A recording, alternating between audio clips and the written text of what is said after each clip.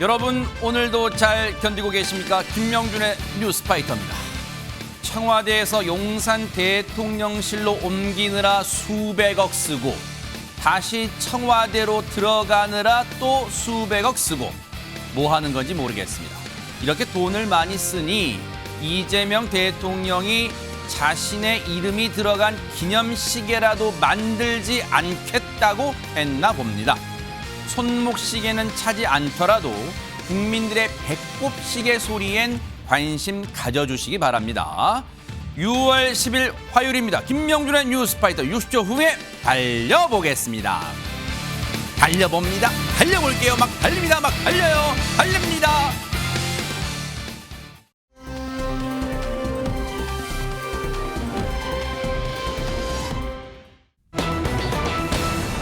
야, 이거 시간이 빠르다고 해야 될까요? 대선이 딱 일주일 전에 있었고 그야말로 이재명 대통령이 취임하지 딱 오늘이 일주일째 되는 날인데 그래서 그 기념으로 커피를 쐈을까요? 영상 만나보시고 이어가 보도록 하겠습니다.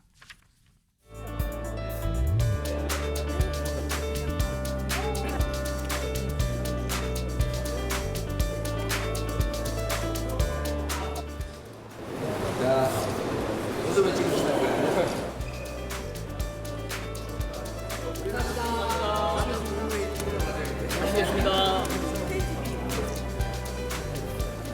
저 아까 사진 못 찍었는데 아까 누가 사진 못 찍었다 했지?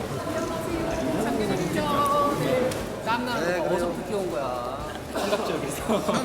대통령 오늘 공무회의를 몇 시까지 하나요? 기자들은 항상 밥 먹어야지 왜 나가?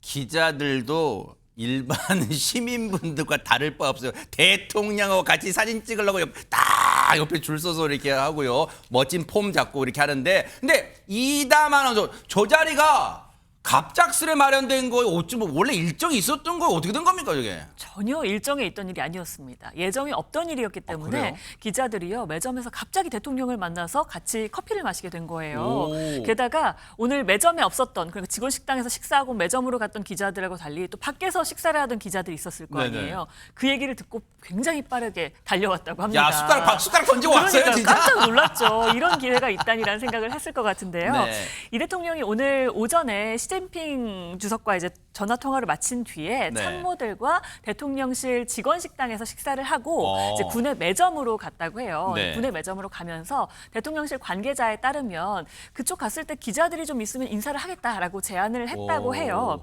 그리고서 커피를 사기 위해서 매점에 가서 이제 출입 기자들이 있었을 거 아니에요. 그래서 네. 즉석에서 차담회가 이제 된 겁니다. 그래요? 대통령은 이제 따뜻한 카페 라떼를 마셨다고 전해지고 있습니다. 그래요? 네, 강훈식 비서실장과 권혁기 의전 비서관 또 황인권 경호처장이 함께 이 자리를 했다고 하고요. 네. 기자들과 이제 인사도 나누고 명함도 건네받기도 하고요. 네. 커피를 마시면서 뭐 이런저런 이야기를 나눴다고 해요. 뭐 근황을 묻기도 했다고 하고요. 또 이런저런 얘기를 했지만 그 얘기가 다 전해지진 않았습니다. 네. 그리고 아까 보신 것처럼 저렇게 기념사진 촬영도 했다고 하는데요. 뭐 언론과 좀 소통을 늘려가겠다라는 취지로 해석이 됩니다. 아니 전혜연 평론가님 우리 기자 출신이시지만 기자들 지금 용산 대통령실 출입 기자들 입장에서는 개탄 날이에요. 어머 세상에 생각도 안 하는데 대통령하고 악수 사진 찍고 명함 드리고 왜냐면 이거 이 절차 거치려면 되게 복잡하잖아요. 근데 왜냐면 기자들과의 만남 시간도 많지 않고. 그렇습니다. 특히 이제 취임 초기에는 언론들로서는 새 대통령의 국정 철학이 무엇인지 앞으로 어떤 일이 있을지가 굉장히 궁금하거든요. 네. 자연스럽게 저런 자리에서 만나면 조금 더 편하게 대화할 수 있고 또 제가 라떼는 말이야, 저 때는 말이야 라떼는 비교해보면 말이야네. 저 같은 경우는 이제 당시만 해도 취재원들하고 사진 찍고 이러는 걸 약간 부끄러워하고 민망해하는 문화였는데 요즘 문화가 바뀌었습니다. 네. 그래서 기자들하고 이른바 셀카 같이 사진도 찍는 모습이 국민들 보시기에도 나쁘지 않은 것 같고 무엇보다 제가 기자들의 표정을 유심히 봤는데요. 네. 굉장히 편안하고 즐거운 모습이기 때문에 네. 단순히 기자와 대통령의 만남이라기보다는 새로운 정부와 국민들의 소통이 좀 더 활발해진다 이렇게 해석하시는 국민들 많을 것 같습니다. 그래요. 전혜연 평론가님이 저 기자들의 모습 보면서 만감이 교차. 나도 참 저렇게 이 청와대 출입도 하고 막 그런데 막 솔직히 네. 부럽습니다. 그렇죠, 네네. 그런 때 막 지금 막 스쳐 지나갈까 주마등처럼. 근데 지금 밥 먹고 나서 지금 저런 상황이 펼쳐진 건데 밥 먹기 아까 기자가 물어봤잖아. 대통령님 오늘 국무회의 얼마쯤 걸릴 것 같습니까? 막 그렇게 약간 분위기 좀 깨는 질문도 했는데 진짜 밥 먹기 전에 일을 열심히 했대요. 영상 보시고 이어가 보도록 하겠습니다. 우리 총리 권한대행님을 포함한 우리 국무위원 여러분들 더 바빠졌죠, 평소보다. 어려운 환경인데 다들 열심히 임해 주셔서 진심으로 감사드립니다. 우리야 국민으로부터 위임받은 일을 하는 국민들의 대리인이지 뭐 특정한 인연 때문에 하는 일은 아니지 않습니까? 그리고 한 순간순간이 매우 중요하기 때문에 그 일순간도 놓치지 말고 우리 5,200만 국민들의 삶에 달린 일이니까 언제나 최선을 다해주면 좋겠습니다. 그리고 제가 이제 뭐 비상경제점검회의도 하고 또 일부 국무위원들 몇 분들과 또 회의도 하고 하는데 너무 잘해주고 계십니다. 진심으로 감사드려요. 또 최근에 여러 가지 상황들이 좀 많이 개선되고 있어서 여러분들의 다 노력과 헌신 덕분이라고 생각합니다. 이종근 평론가님. 네. 저희가 그 대통령 취임하고 이재명 대통령 취임하고 얼마 안 돼서 첫 국무회의 때도 저희가 그런 말씀 드렸어요. 네. 전임 강요들, 전임 윤석열 정부의 강요들과의 당분간 어색한 동거 뭐 또는 불편한 동거가 당분간은 계속될 수밖에 없는데 그때 막 되게 어색했죠, 표정도. 그렇죠. 근데 일단 이재명 대통령이 여러분들 더 바쁘시죠. 근데 지금 생각보다 너무너무 잘해주고 계십니다라고 덕담을 했는데 저기 국무위원들은 속으로 뭐 그 공치사 뭐 입에 발린 얘기 뭐 모를 줄 알아요? 또 혹시 그런 얘기일까요? 그런 생각할까요? 아니면 진심으로 감사합니다. 혹시 그럴까요? 어떻습니까? 에이, 그러진 않겠죠. 아무리 전임 정부의 그런 마지막 그 강요들이라도 이 강요들이 임명됐을 때 마음가짐이 있을 거 아닙니까? 나는 국가와 국민을 위해서 헌신하겠다. 맞아요. 그러니까 어떤 제가 질문이 어리석었네요. 특정한 어떤 대통령을 위해서 존재하는 강요들이 아니라 맞아요. 국가와 국민을 위해서 봉사하겠다라는 초심을 잃지 않았다면 어느 대통령이랑 일을 한들 그게 무슨 문제이겠습니까? 그러니까 유종의 미 마지막까지 최선을 다한다라는 생각을 가진 강요라면 이재명 대통령의 이런 그런 그 따뜻한 말 한마디가 네. 사실은 그래 진짜 내가 마음을 고쳐먹고 네. 불편함을 고쳐먹고 마지막까지 최선을 다하고 계승을 해줘야 되겠다. 인수인계를 해줘야 되겠다라는 마음을 갖게 될 겁니다. 네. 어쨌든 일단 물론 정부 출범 초기라고는 하지만 그렇더라도 엊그제 첫 국무회의 때 김밥 한 줄 대통령이라고 김밥 꽃배기 시킨 거 아니어서 다 똑같이 김밥 한 줄로 먹던 그 모습 지금 국민들은 대통령도 여느 국민과 똑같구나 다른 게 아니구나 지금 느껴가고 있는 과정 같은데 박주희 변호사님 이런 가운데 오늘 또 하나 눈길을 끄는 사진이 공개됐다는데 어떤 사진일까요? 네, 바로 대통령의 시계입니다. 네? 이 대통령 시계는 사실은 봉황 문양, 대통령을 상징하는 봉황 문양과 무궁화 그리고 무엇보다 대통령의 친필 서명이 들어가 있잖아요. 그래서 네. 기념품으로 제공을 하는데 그래서 뭐 중고거래 사이트에 이 대통령 시계가 비싸게 거래될 정도로 굉장히 인기가 있습니다. 맞아, 수십만 대 올라오잖아요. 네, 더구나 이제 정권 초엔 더더욱 인기가 있는데 그런데 이번 정권에서는 이 대통령 시계를 보지 못할 것 같습니다. 왜 공장이 안 돌아가요? 왜요? 왜냐하면 이 대통령 시계라는 거는 원래 박정희 대통령이 1970년대 새마을 지도자들을 격려하기 위해서 만들어졌고요. 네. 그 이후부터 이렇게 대통령 시계를 선물하는 게 하나의 관례가 되었는데 이재명 대통령이 강조하는 것 중에 하나가 실용주의잖아요. 네. 그러다 보니까 이게 불필요하게 이런 기념품을 만드는 게 과연 옳으냐 이런 얘기가 나와서 아마 이번 정권에서는 이 이재명 시계를 볼 수 없다라는 전망도 계속 나오고 있는 겁니다. 어머나 지금 보세요. 지금 역대 대통령의 이름과 봉황 이 대통령을 상징하는 봉황 무궁화 딱 들어가고 저거 아마 옛날에 찼으면은 주변에 이거 봐라 대통령 시계다 막 자랑했을 텐데 이번 정부는 안 만든다는 거 역대 대통령은 다 만들었다는데 왜 안 만드는 걸까요? 얘기 들어보시고 이어가 보도록 하겠습니다. 그 마지막으로 우리가 이제 나오면서 이재명 대통령께 선물 없습니까? 이렇게 이제 몇 분이 물었어요. 그래서 선물이요? 시계. 이재명 시계 없냐 그랬더니 뭐 그런 거 뭐 필요해. 그러니까 예산을 함부로 전혀 쓰지 않으려는 국회의원들이 그때 하셨던 의원들이 다 그렇게 말씀하셨어요. 그래도 시계는 그러니까 하셔야죠. 본인이 존재하시- 그러니까 그 정도로 예산에 대해서 나라 돈을 아끼겠다 이런 의식이 너무 철저하신 나라 돈을 이 펑펑 쓰지 않고 국민의 세금 혈세인 나라 돈을 펑펑 쓰지 않겠다. 요런 거라도 아끼겠다. 이제 그 마음을 이재명 대통령이 드러냈다, 표시했다는 거. 근데 전혜연 평론가님, 사실 뭐 일반 국민분들 입장에서 저거 하나 갖고 싶다. 이재명 대통령 이재명 들어간 그런 기념식이 갖고 싶다는 분도 있겠지만 그것보다도 더 먼저 여당 의원들은 진짜 아니 대통령님 나 진짜 우리 선대위 때 열심히 고생했는데 이거 하나 주셔야 되는 거 아닌가? 혹시 그런 분도 계실 거 아니에요? 아유, 그런 마음 가진 분 충분히 있을 수 있습니다. 네. 이게 단순히 물건을 넘어서 내가 이 정부를 만드는데 같이 뛰었고 어떻게 보면 특별한 기억을 또 떠올리게 하는 물건이기 때문인데요. 네. 특히나 시계는 항상 몸에 지니고 있는 물건이기 때문에 네. 과거에도 역대 대통령의 경우에도 여당 의원들에게 답례품형식으로 줬을 때 굉장히 인기가 많았습니다. 어허. 그러다 보니 가끔은 전직 대통령의 이름과 봉황이 새겨진 저런 시계들이 중고거래 사이트에서 좀 비싸게 거래가 되기도 했었고요. 다만 이 제작 비용은 전 정부의 법 비춰본데 한 4만 원대에서 5만 원대로, 즉 고가여서가 아니라 상징 때문에 굉장히 인기가 많은 것으로 알려져 있는데 네. 다만 최근 전현희 최고위원 등을 통해서 전해진 것을 보면 가격이 얼마다 이런 것보다는 지금 경제도 어려운데 굳이 그런데 예산을 써야 되느냐 이런 대통령의 의중이 좀 반영된 것으로 보입니다. 근데 이담 아나운서 오늘 제가 뉴스 검색하다가 이재명 대통령이 어디 뭐 전화하는 그 장면에서 사진에서 여기 손목시계 있던데 혹시 그러면 그 시계는 자기만 가지려고 이재명 쓴 그런 시계예요 혹시?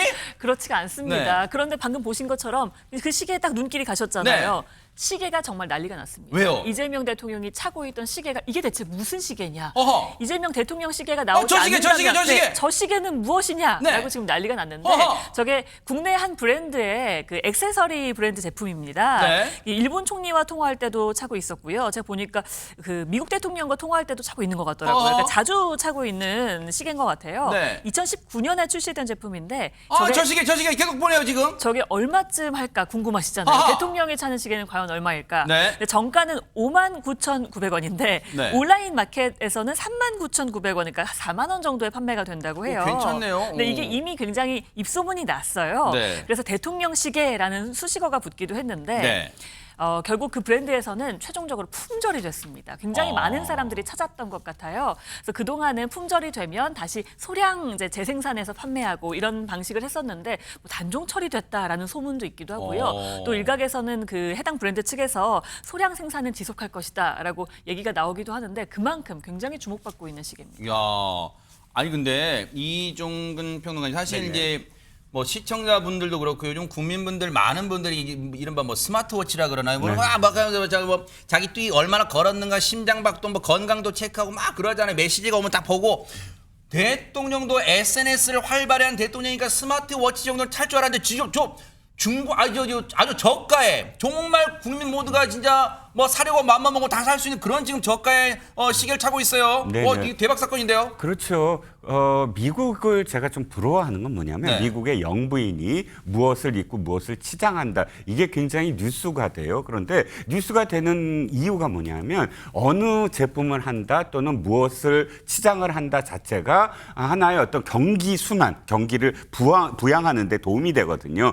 그 제품에 대한 기사가 나오고 그 제품에 대해서 관심을 갖고 하면서 패션 업계에서 비슷한 어떤 경쟁을 하고 이런 선순환의 어떤 구조를 갖기 때문에 우리나라처럼 영부인이 뭐 무슨 가방을 받았어요 이렇게 하지 않고 일부러 어떤 그런 어떤 패션 디자이너를 키워주기 위해서 일부러 영부인이 이렇게 선택하는 경우도 있고요. 네. 그래서 앞으로도 이렇게 무슨 큰 어떤 브랜드가 아니라 네. 우리나라에 알려지지 아니한 여러 가지의 상품들을 세계에 알리는데 이 대통령과 그 영부인이 이렇게 동참할 수 있는 계기가 됐으면 하는 바람입니다. 그 중에도 엊그저께 이 여당 지도부 1, 2기 지도부 이 초청했을 때 차기 원내대표 후보군 이 김병기 의원과 서영교 의원 손을 하나씩 나란히 잡은 것처럼요.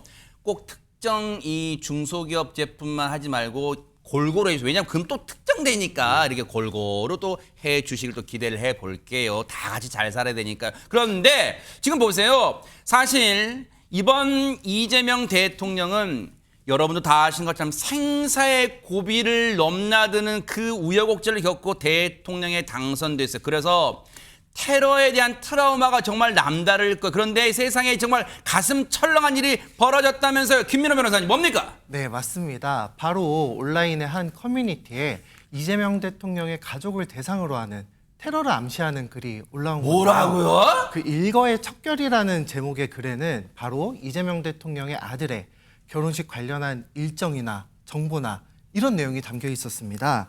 결혼식장 위치를 표기한 듯한 지도를 작성자가 첨부하고 관련 차량 번호를 확인하겠다는 글도 덧붙였는데요.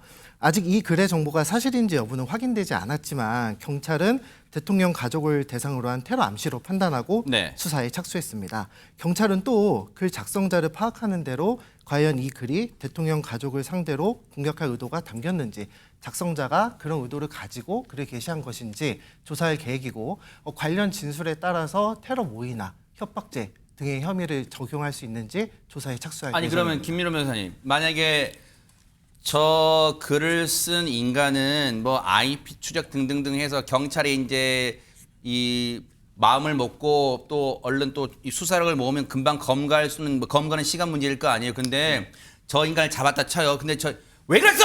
라고 다그쳤을 때 저 장난으로 그랬어요라고 만약 했다 쳐요. 그러면 처벌 안 받아요 혹시? 어떻습니까? 그렇지는 않습니다. 대부분 이런 협박 관련 글을 올리는 작성자들의 변소 내용이 실제로는 그럴 의도가 없었다. 뭐 협박의 고의는 없었다라고 변명을 하는데요.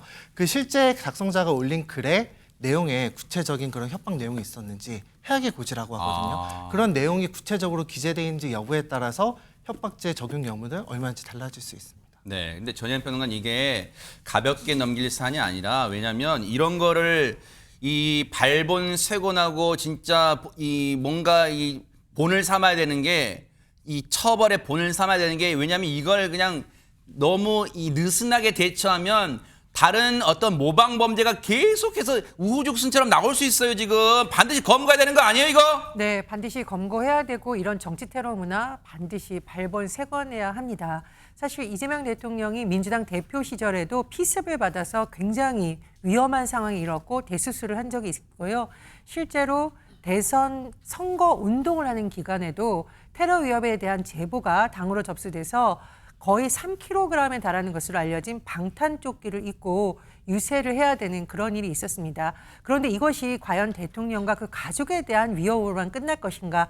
그것은 아닙니다. 최근 사례를 보면 여야를 막론하고 많은 정치인들이 실제로 가격을 당하거나 테러 위협에 노출이 된 적이 있습니다.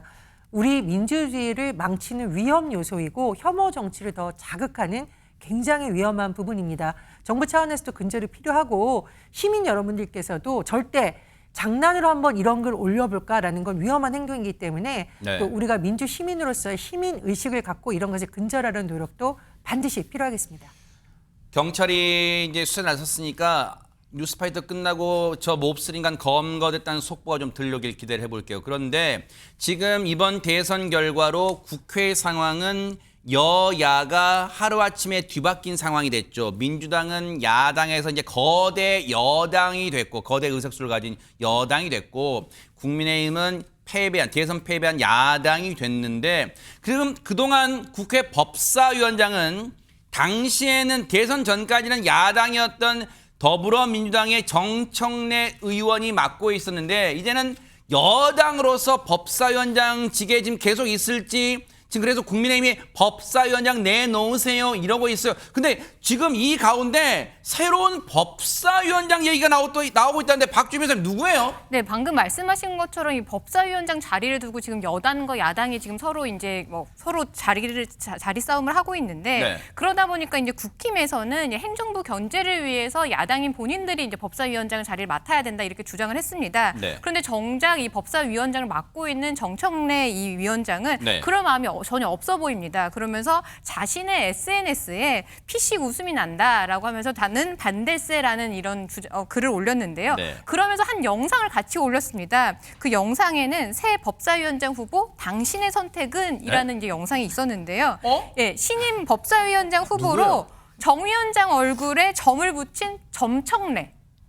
그리고 이 여성으로 성별이 바뀐 정점래 후보를 이제 모두 올렸는데요. 이 네. 두 명의 얼굴은 모두 정청래 위원장의 얼굴을 변형했던 이런 사진입니다. 그러니까 결국엔 정청래 위원장이 법사위원장의 자리를 교체할 의향이 없다라는 거를 네. 이 야당의 주장에 대해서 이게 풍자로서 예, 의회적으로 표현한 것 같습니다. 네. 아니 이종건 평론가님 저 사진 보니까 예전에 그 드라마 있잖아요. 저만 안 찍었더니 완전 다른 사람 돼서 주변 사람 다 못 알아보다 그거 지금 그 드라마 패러디한 거 아니에요 지금 저 사진? 그렇죠. 네. 어쨌든 저렇게 어떤 공방이 벌어지는데 한번 웃고 넘어가는 것 네. 그게 좀 필요할 것 같아요. 솔직히 말씀드리면 이걸 네. 또 날선 어떤 그런 말들로 그 반대를 하는 것보다는 뭐 위트가 있어 보입니다. 하지만 네. 이 내용을 좀 들여다보면 예전부터의 관례가 있었습니다. 어떤 관례냐면 국회의장이 다수당이 하면 소수당이 법사위원장을 한다. 또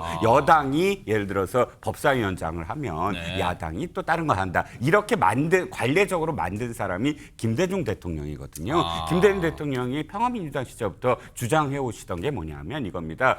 민주주의는 다수결이 아니다. 다수결로만 결정돼서는 안 된다. 소수당의 의견은 꼭 들어야 된다. 그런데 한 당이 국회의장과 법사위원장을 한꺼에 갖고 있으면 그러면 그대로 어떤 서로 견제도 못하고 소수당의 어떤 의견을 듣지도 못한다라고 늘 주장해왔고 그 주장이 현실화된 게 이 관례거든요. 그런 의미로 물론 임기가 아직 남아있지만 그런 의미로 그 당시에 그러니까 법사위원장 정청래 위원장이 법사위원장 할 때 법사위원장을 가져가는 논리가 여당인 지금 그 집권한 윤석열 정부로 우리가 야당이 견제하기 위해서 법사위원장까지 달라 해서 국회의장과 법사위원장까지 전부 다 민주당이 가져갔다면 그 논리대로라면 지금 법사위원장이 국민의힘에 가야 되지 않는가라는 주장이 김대중 대통령의 정신에 있는다라는 게 국민의힘 입장인 것 같습니다. 정청래 법사위원장은 SNS에 국민의힘 주장에 대해서 피식 웃음이 난다라고 했지만 이게 이제 웃음이 난다라고만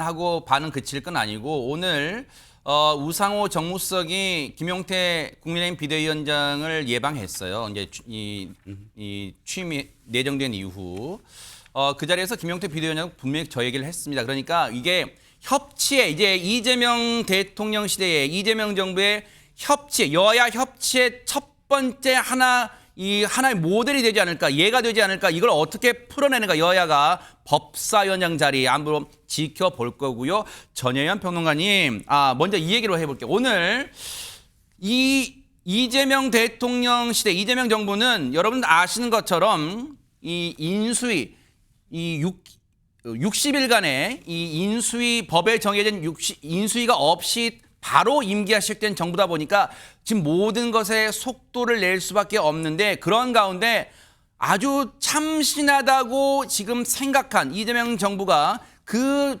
제도를 오늘 발표를 했어요. 한번 들어보시고 이어가 보도록 하겠습니다. 이재명 정부는 오늘부터 일주일 동안 진짜 일꾼 찾기 프로젝트를 진행합니다. 국민 여러분의 집단 지성을 적극적으로 활용해서 국민을 위해 진정성 있게 일하는 진짜 인재를 널리 발굴하겠습니다. 이번 인사 추천 대상은 장차관과 공공기관장 등 대통령이 임명할 수 있는 주요 공직입니다. 인사혁신처가 운영하는 국민추천제 홈페이지에 추천 글을 남기거나 이재명 대통령의 공식 SNS 계정 또는 이메일, 쪽지나 편지를 보내주시면 누구나 참여할 수 있습니다. 아니 그럼 저 얘기는 전혜연 평론가님, 제가 저는 전혜연 뉴스파이터에 출연한 전혜연 평론가님을 어떤 장관 자리에 추천함이라고 할 수 있는 거예요? 그렇습니다. 이른바 이재명 정부가 내세우는 국정 철학을 가장 잘 보여주는 단어 바로 네. 국민, 주권, 정부입니다. 그렇기 때문에 국민을 위해서 일할 수 있는 진짜 인재를 널리 발굴하는데 바로 누구의 손에 의해서 하느냐? 국민들에게 직접 추천을 받아보겠다는 겁니다. 지금 추천 방법은 강유정 청와대 대변인이 3가지 방법을 잘 설명을 해줬는데요. 취지를 조금 더 깊게 들어가 보면 이렇습니다. 인사에서 가장 중요한 것은 투명성과 공정성인데 그런 부분을 위해서 널리 문호를 개방한다 이런 의미도 있고요. 다만 그럼 추천하면 무조건 다 되냐 그럴 수는 없겠죠. 아까 언급을 했듯이 일정 부분의 검증을 거쳐서 일꾼을 선발하게 됩니다. 다만 제가 누누이 말씀드리는데 어떤 분들이 장난으로 한번 해볼까 이런 건 안 하셨으면 좋겠습니다. 새 정부가 출발해서 할 일이 많은데 이 취지의 뜻은 무엇이냐면 대중들이 잘 모르지만 정말 일을 잘할 수 있는 일꾼이 있을 수도 있고요. 또 사회 곳곳에서 실적을 냈지만 그동안 알려지지 않았던 인재들이 있을 수도 있습니다. 그런 인재들을 모아서 데이터베이스를 해서 앞으로 갑작스럽게 인사를 하는 것이 아니라 차근차근 검증하면서 하겠다 이런 의미도 있고요. 말씀드렸듯이 국민을 통해서 국민의 눈높이에서 장관, 차관, 공공기관장을 임명하겠다는 뜻도 담겨 있습니다. 이담 아나운서, 조금 전에 전혜연 평론가님이 말씀 도중에 우려했던 부분이 실제로 지금 왜냐하면 이 대통령실의 이 발표 기사가 난 다음에 실제 누리꾼분들이 반응이 뜨거웠는데 약간 조롱성 뭐 그런 좀 우려되는 글들이 많이 올라왔다는데 어떤 내용들이었어요? 맞습니다. 일부 누리꾼들이요, 이제 커뮤니티에 글들을 올렸는데요. 그걸 보시면 이게 약간 희화화한다라는 느낌이 들고 있습니다. 일단 윤석열 전 대통령을 검찰총장에 추천합니다라든지 이준석 의원을 여가부 장관으로 추천합니다라고 했는데 뭐 그건 최근에 이제 대선 TV 토론에서 했던 발언 관련해서 이야기를 하는 것 같고요. 또 지금 보시는 것처럼 뭐 방통위원장으로 김어준을 추천한다라고 되어 있지만 저 부분 같은 경우에는 국민의힘에서 실제로 비판이 나오고 있는 부분 중에 하나입니다. 혹시 국민의 뜻이라는 정당성을 부여하기 위해서 이런 걸 만든 것 아니냐, 김어준 방통위원장 만들기 아니냐라면서 뭐 우려 섞인 비판을 내놓기도 했는데요. 그와 관련한 내용도 있었고요. 또 어떤 누리꾼은 문화체육관광부 장관의 아이유를 추천한다라면서 이제 팬심을 드러내기도 했고, 조금 전에 전혜연 평론가께서 이제 장난으로는 그러지 않았으면 좋겠다라고 했는데 뭐 장난 섞인 이야기로 우리 남편도 그럼 추천해도 되나요? 라는 글을 올린 누리꾼도 있었습니다. 사실 이종근 평론가님, 여러분 이 시청자 여러분들도 뭐 정치에 관심이 있으신 분들은 금세 아시겠지만 국민 추천제가 새로운 건 아니었어요. 지난 정부도 있어 왔고 오랫동안 있어 왔고 근데 오랫동안 있어 왔다는 얘기는 뒤집어 보면 실효성 문제가 늘 꼬리표처럼 따라다녔는데 왜 이 정부가 다시 국민 추천제에 그동안 성공 사례가 그렇게 많지 않은 이 실효성의 의문이 제기되는 이 제도를 다시 물론 뭐 여러 가지 뭐 다른 이름을 냈습니다만 다시 국민 추천제라는 걸 끄집어냈을까요? 왜 그랬을까요? 첫 번째는 이런 것 같습니다. 첫 번째는 국민주권정부라는 이름이 굉장히 오랜만에 정부 브랜드가 생겨났어요. 옛날에 참여정부, 무슨 문민정부 뭐 이런 정부 이름이 브랜드가 있었는데 그 다음부터는 국민의정부. 근데 그 다음부터 이명박 대통령 시절부터 제 기억에는 이명박 정부, 박근혜 정부 이렇게 이 정부 이름이 그냥 대통령 이름이 됐거든요. 그런데 또다시 이제 국민주권이라는 그런 브랜드를 지금 만들었습니다. 그렇다면 국민주권과 관련된 그야말로 그 상징화될 수 있는 여러 가지 어떤 기능을 할 수 있는 제도가 뭘까? 그거를 다시 이제 국민추천제로 이제 얘기를 하는 겁니다. 또 인수위도 없고요. 인수위가 없다 보니까 인수위가 60일 동안 하는 일 중에는 인사 추천이거든요. 인사를 선정을 해서 이제 대통령에게 이러이러한 인사로 하자라는 거. 세 번째가 하나 더 있는데 지금 장 차관만 이렇게 부각이 돼서 그렇지 3,000명 가까운 지금 일자리가 있어요. 대통령이 임명할 수 있는 자리가 특히 공공기관장도 굉장히 많거든요. 근데 지금은 공공기관장이 누가 됐는지 알 수도 없어요. 우리나라는 그냥 슬그머니에서 뭐 이렇게 예를 들어서 공신이라고 하는 대통령이 되게 만드는 어떤 그런 도움을 준 그 부피에 따라서 이렇게 임명하는 자리거든요. 일종의 하사품네. 그렇죠. 하사품처럼. 그러니까 그런 것들을 좀 투명하게 하겠다. 그래서 지금 물론 뭐 윤석열 정부도 했습니다. 안 한 건 아니에요. 그리고 확실히 이거를 하려고 했던 거는 문재인 정부 때 막 대대적으로 인사혁신처에서 데이터베이스 만들고 뭐 홍보를 했는데 사실은 말씀하신 것처럼 거의 한 건도 이 국민추천제로 임명한 예는 없습니다. 뭐 진짜 진정성이 있다면 이걸 어떻게 운영하느냐 이게 가장 중요하겠죠. 그러니까요. 예. 앞으로 어떻게 실효성을 거둘지 한번 지켜볼 거고, 왜냐하면 이 출범하자마자 이걸 뭐라고 뭔가 이 불평을 내놓기보다는 잘 되기를 또 바라는 마음으로 지켜보도록 하겠습니다. 그런가 하면 지금 국민의힘 얘기를 안 해볼 수가 없어요. 어제 의원총회 5시간 정도 마라톤 의원총회를 했는데 격한 아주 얘기들이 쏟아져 나왔대요. 근데 비공개다 보니까 어떤 얘기들이 나왔지 많이 궁금하시는데, 오늘 김용태 비상대책위원장이 기자들 앞에서 어떤 내용이 나왔는가를 얘기해 줬답니다. 같이 한번 들어보시고 이어가 보도록 하겠습니다. 제가 개혁안을 말씀을 드렸는데 우리 당의 많은 의원들이 저에게 묻는 것이 배후가 누구냐라는 말입니다. 한동훈 전 대표하고 상의했냐, 김문수 후보의 의중이냐, 심지어는 더 나아가서 어떤 의원은 저한테 이준석 개혁신당의 후보의 지령을 받는 거 아니냐, 이런 말도 안 되는 말들을 하고 있습니다. 제가 저조차고 이 개혁안을 낸 건 아니지 않습니까? 저도 저희 당 의원님들하고 싸우고 싶지 않습니다. 저도 사람이고 저희 당 의원님들하고 좋은 관계 맺고 싶습니다. 그런데 제가 어제 의원총회에서 독재라느니 정말 입에 담을 수도 없는 비판들을 담아가면서까지도 제가 개혁안을 말씀드린 이유는 당 살려보겠다는 겁니다. 우리 당이라도 국민의힘이라도 정신 차려가지고 정말 헌법 정신을 잘 지키고 대안정당으로서 역할을 하는 것이 국민들께 대한 정치의 도리라고 생각이 듭니다. 지금 김용태 비대위원장의 표정을 보니까 이종근 평론가님, 네.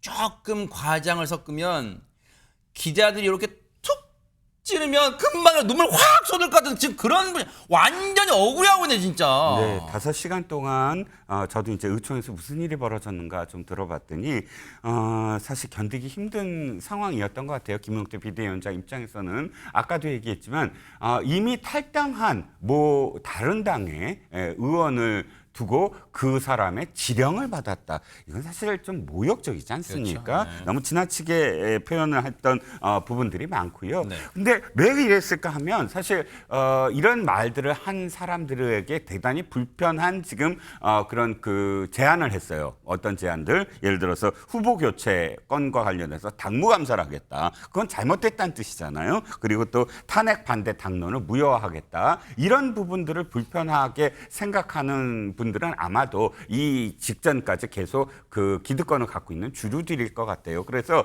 주류들 입장에서는 당권을 빼앗기지 않겠다. 그런데 이런 지금 제안들은 혹시나 진짜로 이게 실행이 됐을 때 주류들의 잘못을 부각하게 만드는 거 아니냐. 이런 생각을 갖고 아마도 이런 이야기를 했을 텐데, 저는 당권 투쟁은 필요하다고 생각합니다. 그건 나쁜 게 아니에요. 당권을 잡아서 이 당을 어떻게 개혁하겠다라고 서로 경쟁을 하는 게 당권 투쟁이거든요. 당에서 패배했다면 당연히 당권 투쟁으로 권력을 잡고 그 선출되는 어떤 그 정당성을 갖고 개혁을 해야 되는 건데, 중요한 건 이겁니다. 정당 민주주의란 건 나이가 어리다고 해서 꼰대처럼 너 뭐 지령을 받았니 무슨 뭐 의중이니 이런 식으로 표현하는 건 대단히 민주적이지 않다는 겁니다. 아무리 대표든 비대위원장이든 이야기하고 싶어도 그 비대위원장의 권위를 인정하는 선에서 예의 있게 말을 해야지, 이런 식으로 진짜 집단적으로 이렇게 말을 통해서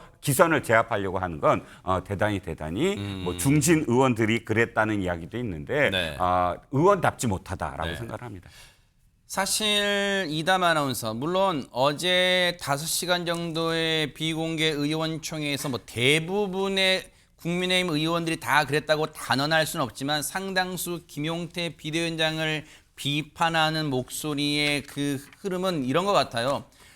아이고, 대선 때까지 관리형 비대위원장 맡긴 하더니 왜 그 자리에 오르니까 더 하고 싶어? 더 뭐 욕심 생긴 거야? 막 지금 그렇게 비판하는 것 같아요. 네, 맞습니다. 그래서 친윤계 의원들 중에 일부가요, 이제 김용태 위원장이 자기 정치를 하려고 하는 것 같다라고 비판을 한다든가, 아까 얘기했지만 독재라는 단어를 썼다고 했잖아요. 그러니까 내가 오르니까 나를 따르라, 이런 태도는 독재에 가까운 것이다, 이렇게 비판하기도 했다고 해요. 이제 김용태 비대위원장이 얘기한 그 혁신안에 있는 내용 중에 뭐 탄핵 반대 당론 무효화라든지 네. 대선 후보 교체 관련해서 당무 감사라든지 이런 게 아마 자극을 했던 것으로 보이는데요. 네. 그러면서 선거에 졌으면 지도부가 책임져야 되고 네. 총사퇴가 기본이다라면서 김 위원장의 사퇴를 주장을 하기도 했습니다. 네. 근데 꼭 그런 목소리만 있는 건 아니었습니다. 네. 이제 친한계 의원들 위주로는 김 위원장에게 좀 힘을 실어주는 분위기였습니다. 네. 김 위원장의 혁신안이 우리 당을 살리고 또 지방선거 관련해서 또 의견이 있었잖아요. 그래서 지방선거를 잘 대비할 수 있는 그 혁신안이다라고 표현하기도 했고요. 또 전반적으로 김 위원장이 잘했다, 힘을 실어줘야 한다는 의견이 많았다라고 이야기하는 의원도 있었습니다. 친한계 우재준 의원의 저 말이 어느 정도인지는 좀 따져봐야 돼. 왜냐하면 친한계 의원이 비율로 보면 많지는 않은데 김용태 위원장에게 힘을 실어줘야 한다는 의견이 많았다는데 그 많았다는 것도 주관적 판단이잖아요. 어느 정도가 많았다는 건지 모르겠습니다. 어쨌든 그런데 보세요. 일단 박주일 변호사님께 먼저 갈게요.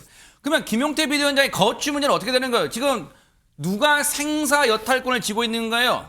사실 김용태 비대위원장의 임기는 정확하게 따지면 사실은 이달 말 30일까지라서 아, 그래요? 20일 정도 남았거든요. 그래서 사실은 이 부분에 대해서 이제 본인도 이 부분에 대한 의사를 밝혔는데 이 전 당원 투표를 통해서 이 혁신안이 수용되면 하고 그렇지 않으면 사퇴하겠다 이렇게 밝혔습니다. 그런데 이제 국힘의 다수 의원들은 위원장 임기는 이 상임 전국위원회에서 결정한 사항이지 이게 당원 투표로 결정할 사안이 아니다라고 해서 오히려 이 김용태 위원장의 이런 발언에 대해서 반대를 했다라고 하고요. 방금 이담 아나운서가 말씀해 주신 것처럼 지금 국힘 내부에서도 김용태 위원장의 거취에 대해서 반반 정도로 의견이 갈리는 것 같아요. 그러다 보니까 사실은 이 국힘 내부의 내용이 전혀 가라앉지 않은 것 같아서 추가적으로 의총을 통해서 또다시 이 사안에 대해서 의논을 하지 않을까 그렇게 예상이 됩니다. 우리 전혜연 평론가님 또 민주연구원 부원장이신데 지금 민주당 입장에서 국민의힘의 뭐 이제 언론들 표현입니다. 집안 싸움. 지금 대선 패배 후에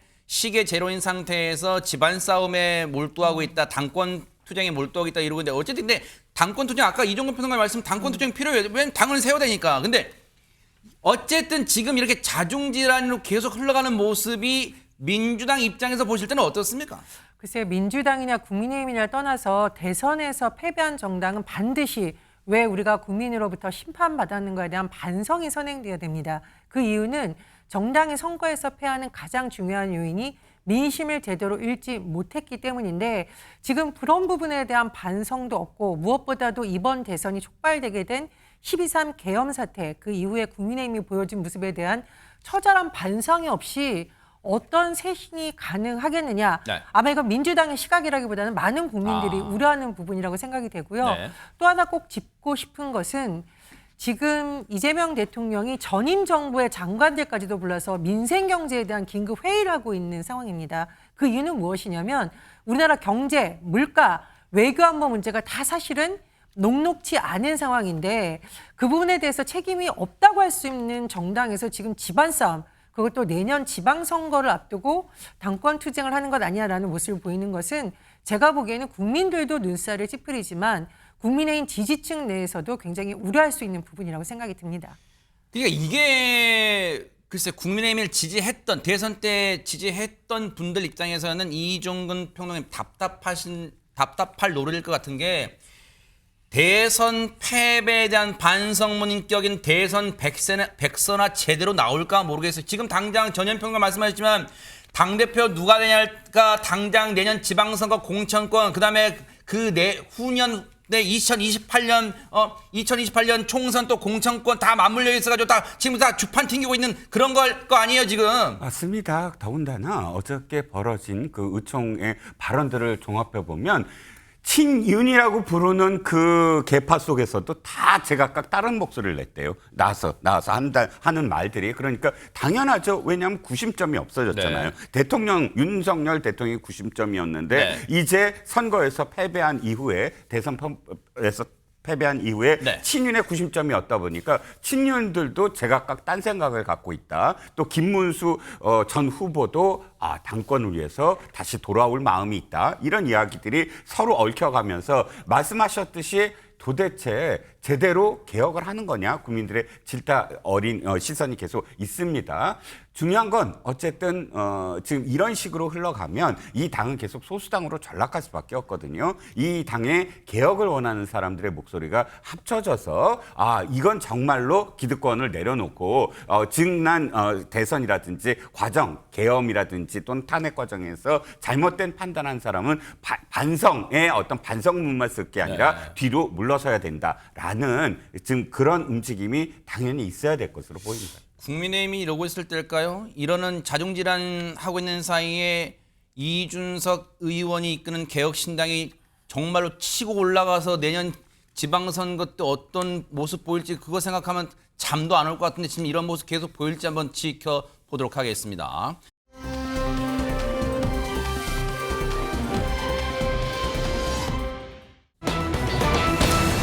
어머나 세상에 대체 무슨 일이 벌어진 건지 먹을 거 갖고 지금 사람 얼굴 지금 뭐 하는 거예요 지금 박주희 변호사님? 네, 점점 세상이 왜 이렇게 되어가는지 모르겠는데요. 지난 7일 떡볶이 전문점 운영하는 사장님에게 정말 말 그대로 피가 거꾸로 솟는 일이 발생했다라고 합니다. 이 사장님은 배달 플랫폼 측으로부터 떡볶이에 떡이 7개밖에 들어있지 않는다라는 클레임을 받았대요. 네. 그래서 이 사장님은 곧바로 고객에게 직접 연락을 해서 죄송하다라고 사과를 하고 이 불편을 겪었으니까 네. 떡볶이를 환불하거나 아니면 다시 배달을 해드리겠다라고 안내했다라고 하는데 네. 그런데 이 사과를 받은 이 고객의 반응이 굉장히 황당했다라고 합니다. 왜요?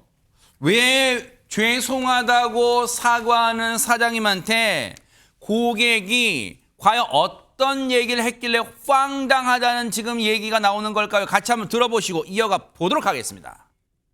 계좌번호 알려주시면은 저희가 좀 환불 처리도 도움 드려도 괜찮으신가 해가지고. 거기 가면 당신 만날 수 있는 거예요? 거기에 있는 사람은 지금 누가 뭐 매니저예요? 아니 저희 어머니가 하고 있고요. 어머니가 계신다고요? 네. 그냥 뭐 환불해주면 될 거라 생각을 하신 거예요? 일단 만 원 때문에?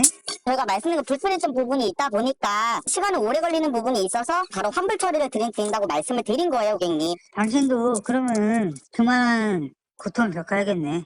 어머니가 욕 좀 보시겠네. 어머나 세상에 뭔가 불길한 기운이 엄습하는 마지막 저 고객이라는 사람의 마지막 이 말이 뭔가 지금 불길한 얘기가 막 들어요. 이담 아나운서 세상에. 그러니까요. 어머니가 욕 좀 보시겠네. 이거는 협박성 발언으로도 느껴지는 그러니까요. 발언이잖아요. 그래서 사장님이 굉장히 좀 걱정이 돼서 가게에 계신 어머니께 전화를 걸었대요. 네. 그래서 전화를 해서 혹시 그 고객이 찾아오면 소분된 떡을 좀 보여드리고 제조리나 환불해드린다고 꼭 얘기를 해라. 그리고 네. 혹시 좀 이상하면 경찰에 꼭 신고해라라고 당부를 했다고 합니다. 그런데 역시 불안한 예감은 틀리지가 않습니다. 왜요? 고객이 찾아왔습니다. 네. 직접 떡볶이집에 찾아왔는데요. 그 이후에 어떤 상황이 펼쳐졌는지 영상으로 함께 보시겠습니다. 네네. 가게에 찾아와서 불만을 토로하고 있는 남성입니다. 네. 하지만 대화가 좀 원활하지 않았는지 남성은 대화 도중에요. 굉장히 한숨을 쉬기도 하고 밖을 저렇게 바라보기도 합니다. 네. 그렇게 두 사람 사이에서 말이 오가던 이때 남성이 갑자기 떡볶이 뚜껑을 열더니 지금 보셨죠? 사장님 어머니 얼굴에 떡볶이를 냈다 던졌습니다. 세상에. 난데없는 떡볶이 투척에 사장님의 어머니는요, 이 남성을 밀쳐버렸습니다. 세상에. 아니 저 떡볶이를 사람 얼굴에 뿌린다는 게 말이 돼요. 근데 그 이후에 저 사람의 행동이 더 가관이에요. 점입가경이에요. 영상 마저 보시고 이어가 보도록 하겠습니다. 그래서 일단은 저희가 안가는 가긴 했는데 다행히 큰 눈에는 스크래치나 문제는 없다 하지만 급성 결막염이나 많은 눈 증후군만 있다고는 하세요. 아무래도 그분이 오셔가지고 직접 얼굴에 뿌렸잖아요. 네, 그렇다 보니까 심적으로도 많이 두려워하세요. 갑자기 한 1, 2분 뒤에 자기 CCTV 받아야겠다고 그렇게 오시는 거예요. 제가 그 어머니도 처음에 밀쳤어요. 본인도 어쨌든 폭행을 당했으니까 그걸로 신고를 하려고 TV를 달라고 하려고 한 게 아닌가.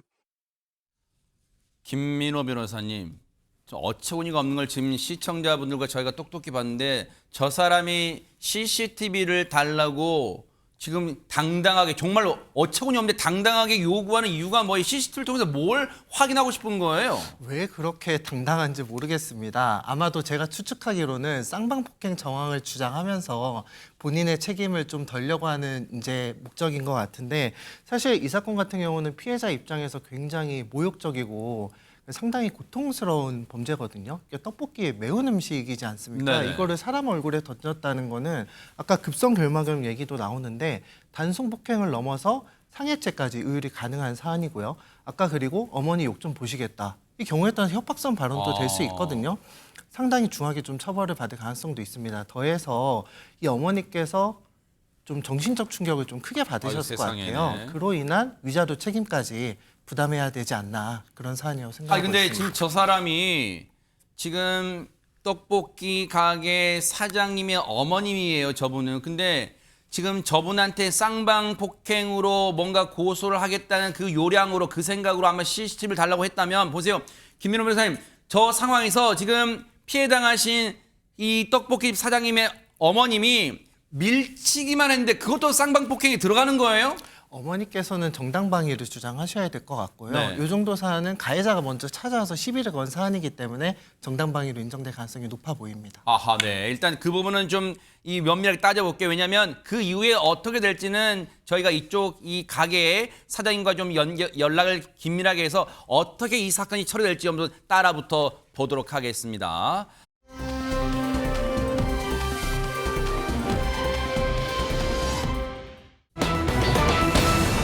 어머나 세상에, 제목에서 뭔가 오싹한 기운이 느껴지는데요. 이담 아나운서, 세상에. 네, 이게 어제 오전 전북 군산에서 이제 벌어진 사고인데요. 이 사건 현장을 보면요, 이 현장에는 인근 가드레일에 이제 차량이 충돌한 흔적이 있고요. 또 승합차 한 대가 인도에 저렇게 올라타 있죠. 이 장면인가요? 전신줄을 들이받은 채 멈춰서 있는 현장입니다. 아이고. 그리고 이 차량 밖 도로에는요, 한 50대 남성이 숨진 채 발견됐다고 어머나, 해요.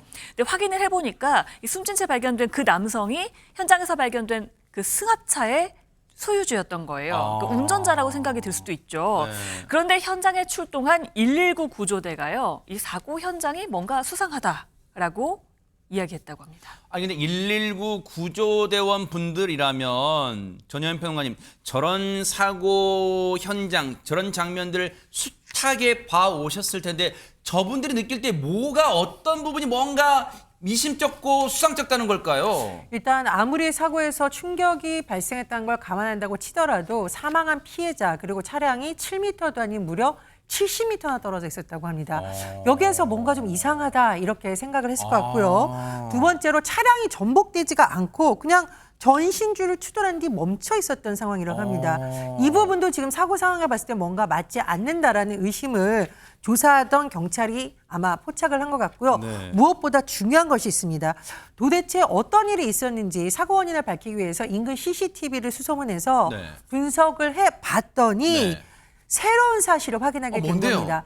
자, 일단 저 50대 남성이 차량을 몰았다가 사고가 난 것으로 처음에는 일반적으로 추정이 되지만 그게 아니었습니다. 이 차량 조수석에는 60대 한 남성이 동승을 했던 것을 경찰이 확인했고요. 또 이 남성이 이 차에서 내리는 장면도 CCTV를 통해서 포착이 된 겁니다. 어머나 세상에, 왠지 이 얘기 들으니까 이종근 평론가님 갑자기 온몸에 소름이 쫙 끼치는데, 아니 보세요. 그러면 조수석에 탔다는 이종근 평, 그 사람은 지금 어디 있는 거예요? 왜냐면 주변에 신고를 했다든가 해야 되는 거 아니에요? 발견돼야 되는 거 아니에요? 당연히 그렇게 해야 되겠죠. 그런데 그런 사실이 전혀 없이 CCTV만 지금 추적을 하고 있잖아요. 네. 그런데 경찰은 CCTV에서 남은 단서를 전부 다 찾아냈습니다. 어허. 자, 지금 피해자인 50대 남성이 운전석에서 내립니다. 네. 내려서 가드레일 쪽으로, 그러니까 운전석에서 내리면 이렇게 저 차를 돌아서 가드레일 쪽으로 갈 수밖에 없잖아요. 네. 그럼 가드레일 쪽으로 가는데 그 다음 장면이 충격적입니다. 조수석에 있던 60대 남성이 자신도 내려서 운전석으로 갈아타는 장면. 그 다음에 갑자기 차를 운전을 합니다. 그리고 가드레일에 있던 50대 남성한테 돌진을 한 거예요. 세상에. 그래서 치고 그대로 도주를 했다는 겁니다. 세상에. 이 모든 과정이, 살해 현장의 어떤 과정이 전부 CCTV에 담겨 있었습니다. 아니, 듣고 보니까 너무 충격적인 얘기잖아요. 정말 숨을 쉴 수가 없을 정도로 충격적이에요. 근데 김민호 변호사님, 저 몹쓸 인간은 이 자신의 이 악마 같은 범행 행각이 만천하에 드러나지 않을 거라고 생각했는데 대한민국의 곳곳에 CCTV가 있다는 걸 진짜 모르고 있었던 거예요, 저 인간은? 다행히 이제 군산경찰서에 따르면 어제 저녁에 이 60대 남성을 붙잡았다고 잡았어요? 합니다. 예, 다행입니다.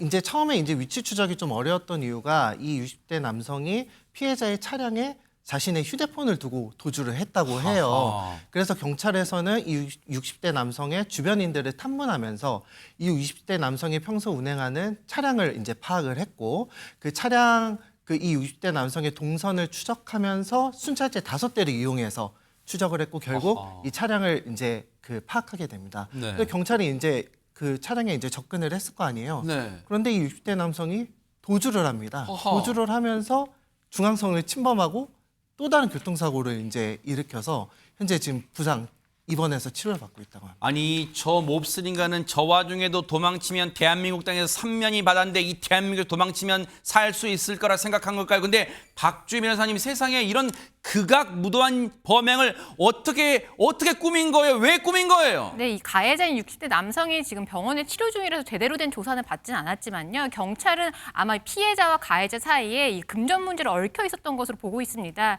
이 가해 남성이 진술하기에는 이 평소에 금전적인 문제 때문에 피해자와 감정이 좋지 않았다 이렇게 진술했는데 이 부분이 바로 지금 피해자의 유족들과 지금 진술이 갈리는 부분입니다. 오히려 피해자 유족들의 진술에 따르면은 오히려 피해자가 이 60대 남성으로부터 받을 돈이 있었고 서로 채권이 있었다가 서로 받을 돈이 있다라고 지금 우기고 있는 상황이라서 네. 결국에는 이 가해 남성이 퇴원하고 나서 구체적으로 조사를 이루어져야지 이 구체적인 범행 동기를 알 수 있을 것 같습니다. 이 몹쓸 인간의 말이 사실인지 여부는 왜냐하면 손바닥으로 하늘을 가릴 수는 없어요. 반드시 경찰 수사하면 금방 탄로가 날 거예요. 사실인지 여부는요. 반드시 이 사건 명명백백하게 밝혀내 주시기를 바라겠습니다.